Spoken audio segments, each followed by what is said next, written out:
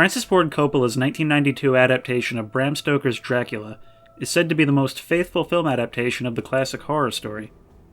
In recent years, this claim has become somewhat contested, to say the least. Now, I haven't read the book, and I can't really speak for the accuracy of that, so the only pre-expectations I had going in were from the first half of the stage version. That's actually the reason I wanted to watch it. At the time of this review, I'm midway through editing a production of the stage adaptation. This film immediately impressed me with probably one of the strongest intros I've ever seen. Vlad Dracula, played by Gary Oldman, says goodbye to his wife, played by Winona Ryder, as he prepares to fight off a Muslim-Turkish invasion. He survives the battle, which is shown in visually incredible-looking silhouette against a flaming sky, but his wife is wrongly informed of his death. This causes her to leap from the castle. When Vlad returns, he's informed by the priest that because she killed herself, her soul is condemned to hell. In a fit of rage, he strikes his sword into the cross, renouncing his faith and setting the stage for him to become the vampire of legend. From the music to the visuals to the over-the-top acting on Oldman's part, in a very short time it conveys exactly what the movie is trying to be. Why does the sky look like that? Why is he wearing a suit of armor that looks like human muscle? Why does a stone cross bleed when he stabs it? Well, it doesn't have to make literal sense. It just has to bring forth the right emotions and put you in the mood for a story that's just dripping with gothic horror.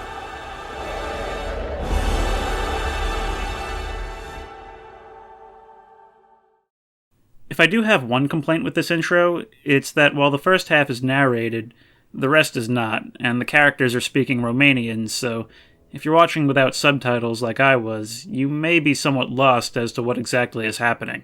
Fair warning that from here on out there will be spoilers, so what if you've heard so far has you interested, go check it out instead of watching this review. It then jumps forward to the late 1800s, where Keanu Reeves' character is preparing to travel to Transylvania to meet with Dracula and finalize his real estate purchases in London. Reeves' attempt at an English accent is generally passable, except for one or two scenes where he has to actually emote. It is a man himself. Look, he's growing young. We see his trip to Dracula's castle as he takes first a train, then a carriage driven by terrified locals who drop him off in the middle of the woods. Yeah, thanks guys. He encounters a pack of wolves before being picked up by a monstrous helmeted driver who speaks only in grunts and growls, and he's taken through a mysterious blue flame before entering Dracula's castle. None of which he shows any kind of reaction to. For how hard the movie is trying to convey how scary all these things are supposed to be, you'd think he could look just a little bit concerned. He finally arrives at the castle and meets Count Dracula himself, showing us what the intervening centuries have done to...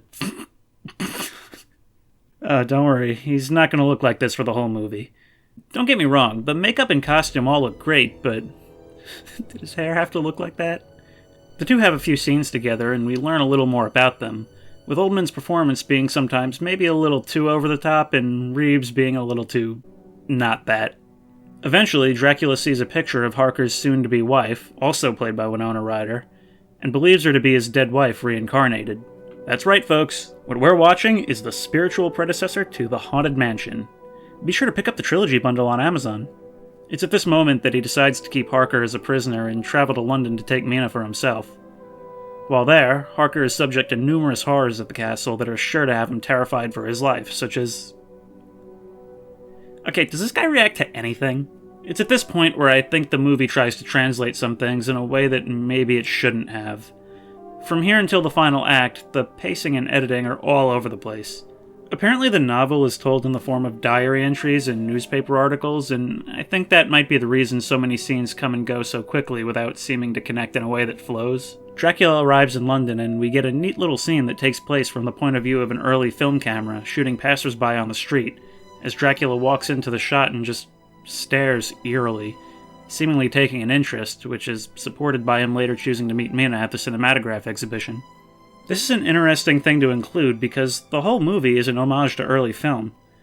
Despite coming out in 1992 when such effects were becoming available, there is actually no CG present in this film, preferring practical effects and clever camera tricks that would have been possible almost a century prior. It definitely contributes to its unique appearance. Even when it looks kind of wonky, like this scene where you can tell Dracula's shadow is moving out of sync even before you're supposed to notice, it still presents in such a way that's so uncommon that it's still pretty satisfying to look at. He feeds on Mina's friend Lucy, infecting her with the curse and causing her to waste away and suffer nightmares and hallucinations. enlist the help of Dr. Abraham Van Helsing, played by Anthony Hopkins. And honestly, I don't know how I feel about this character. Don't get me wrong, I love Anthony Hopkins, he's fun to watch and provides some decent comic relief, but I'm not sure this interpretation fits with the story they're going for here. In the play, he's a competent doctor who was serious and put results first, but knew when to be compassionate and understanding with his patient and her family, even when they doubted his methods. Here, he still knows what he's doing, but he comes off as goofy and oblivious to those around him, and I'm not so sure if I like that. Was she in great pain? Yeah, she was in great pain. Then we cut off her head and drove a stake to her heart and burned it, and then she found peace. Doctor! Dracula begins an affair with Mina, and from what I understand, this is the biggest deviation from the novel and the thing fans are most split on. Having not read the book, I can't really say what the story is like without this plot to make a comparison, but I will say that the movie does seem to slow down significantly whenever they're on screen together. Which isn't to say that the story can't work, but it's very jarring to go from the rapid-fire pace of the first act to the slow story in the second. It's not helped by the fact that, taking place in London, this section of the film doesn't really have as many of the strong visuals that we've seen up until this point. Soon afterward, Harker escapes from Dracula's castle and writes to Mina, saying he wants to resume the wedding. Mina dumps Drac like a sack of potatoes and marries Harker, causing Dracula to become enraged and finish off Lucy. Already suspecting that she'll become a vampire, Van Helsing leads to Lucy's crypt and they find it empty, confirming his suspicion. But she returns and is put down before she can claim her first victim. They begin the hunt for Dracula, and Harker informs him of the crates he had filled with Transylvanian soil and delivered to London for him to rest in. They locate the crates and begin destroying them, leaving him no place to rejuvenate during the day. But as they do so, Dracula pays one more visit to Mina, and this is a scene that divides fans for its impact on Mina's character. Dracula begins the process of infecting her, but decides against it, not wanting to put who he believes to be his wife through the same curse that he's suffered from. But then, in a pretty odd twist, Mina's just like, actually being a vampire sounds totally sick, and begins drinking his blood, cursing herself. Many find that this causes her character to cross the line from just being understandably lonely to straight up unlikable. At least before, when she was with Dracula, she didn't think Harker was coming back for her. Now she tries to be with him shortly after marrying Harker, knowing that she'll have to become a vampire, and that he had just killed her best friend. Van Helsing and crew burst in and chase off Dracula in a scene that shows off some pretty neat makeup and effects. Light! All right!